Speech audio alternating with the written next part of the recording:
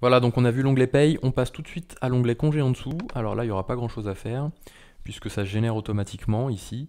Il va acquérir, il va déclencher du brut congé grâce aux fiches de paye. Donc il n'y a rien à faire ici, si ce n'est si vous voulez consulter un petit peu ses soldes, le brut que ça a dégagé de la période précédente, de la période en cours, le reste à prendre. Bon, voilà, vous pouvez consulter. Alors ici, on va le modifier à la main quand par exemple, vous changez de logiciel de paye, vous passez sur le logiciel SetchPay, bah forcément, il faut récupérer toute l'acquisition des congés et ce que ça a généré en brut pour déclencher en fait bah, forcément le calcul du maintien, des choses comme ça, qui est calculé à la règle du dixième ou au réel directement, et ce sera grâce à ces champs-là.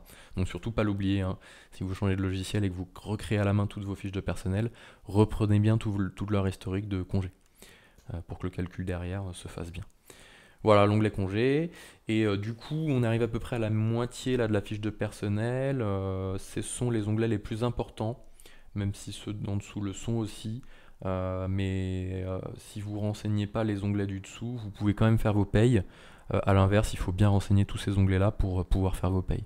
Donc là, on met un point, un- une petite pause dans la fiche de personnel à cet endroit-là. Voilà, vous pouvez déjà valider votre fiche sans souci et revenir dessus après en modification. Donc là, comme ça me permettra à la réouverture de la fiche de personnel pour la compléter, de vous remontrer comment le modifier après avoir créé et être sorti de la fiche, pouvoir re-rentrer et la modifier.